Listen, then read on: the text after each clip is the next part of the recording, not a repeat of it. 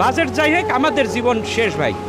এখন আত্মহত্যা ছাড়া আর বিকল্প পথ নাই দুনিয়াতে বেঁচে থাকার। আমরা তো বাঁচতে পারবো না, এবার কি বাঁচা যায়?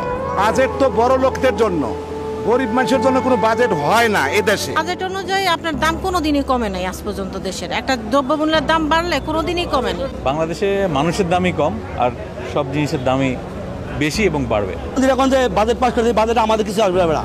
ওই বড় বড় ব্যবসায়ী ছোট কত নিয়ে লাভ হবে? তো সরকারের আমলা ভাড়াতে শুরু করিয়া আর সাধারণ ব্যবসাতে শুরু করে যায় যেমনি আবার দুর্নীতি করে সোজা কথা। কিছু পণ্য বাড়বে, কিছু কমবে, কিন্তু কমলে তো গরিবের লাভ নাই। গাড়ির দাম কমবে, ফ্রিজের দাম কমবে, খাদ্যের দাম তো কমে না।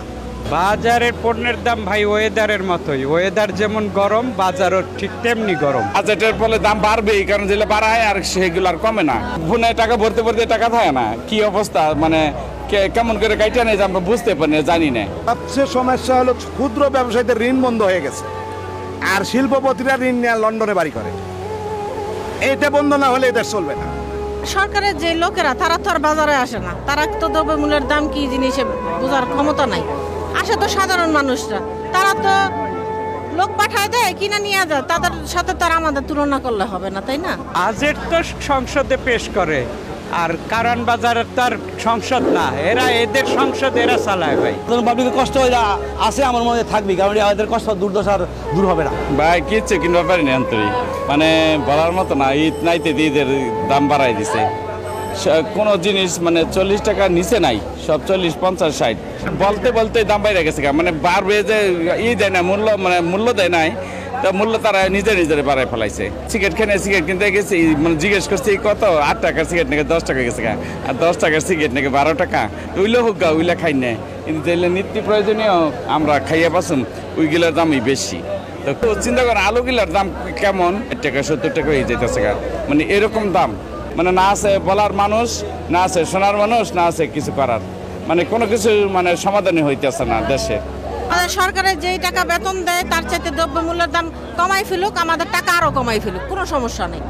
সাধারণ মানুষ খেয়ে বাঁচুক, আমরাও বাঁচি। কারণ আমাদের যেটা 80 টাকা কিনতে হইতেছে, একটা গরিব রিক্সাওয়ালা তার ওই 80 টাকা করে কিনতে হইতেছে, তাই না?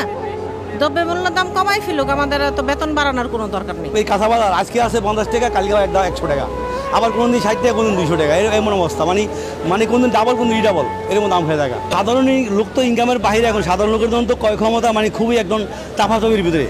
প্রত্যেকটা জিনিসই আপনি ওই কারণে এমন কোনো জিনিস নাই যে দাম না বাড়ছে। আর এমনটা দেখায় যে আপনার ওষুধের দাম বেশি, সারের দাম বেশি, তারপরে আপনার যে একটা লেবারের দাম বেশি, এখন এই যে ট্যাক্স ভাড়া বেশি, গাড়ি ভাড়া বেশি, দোকানদার যারা বেচে, যারা ইম্পোর্ট করে আনে বা যারা পাইকারি কিনে আনে, এভাবে করতে করতে দেখা যাচ্ছে সবাই লাভ, সবাই সোষে আগে বেশি করে।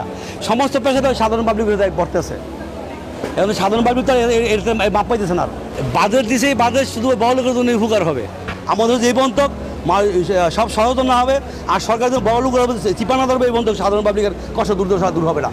আগে বড় লোক গলা চিপা ধরতে পাবো, ওরা খায় পেট বড় মানে আর টেহার পাহাড় করে অনেক বেশি। পেঁয়াজ যেমন আমরা খেতেছি 90 টাকা, আমার আলু হইতেছে এলো দোকানে খাই 70 টাকা, এখানে 50-60 টাকা।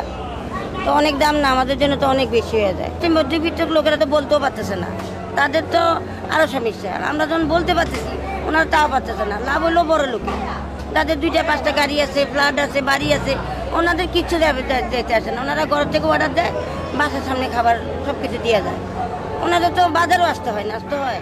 নিত্য প্রয়োজনীয় জিনিসের দাম কালকে আমি দেখলাম যে কমবে লেগছে, কিন্তু আসলে তো কমার কোনো স্কোপ নাই। এইখানে তো সরকারের নিয়ন্ত্রণ নাই, এইখানে জনগণ সিন্ডিকেট করে। সিন্ডিকেট তো সরকার নিজেই। বাজেট যাই হোক আমাদের জীবন শেষ ভাই। এখন আত্মহত্যা ছাড়া আর বিকল্প পথ নাই দুনিয়াতে বেঁচে থাকার, বুঝলেন? যা জিনিসপত্র দাম, জিনিসের অভাব, মানে কিনতে আসলে পকেটের টাকাই থাকে না। আর কিছু চাকরির বেতন বাড়াইতে বললে পোষালে থাকো, না পোষালে চলে যাও। বাড়িওয়ালা কিছু পেলে পোষালে থাকেন, না পোষালে চলে যান।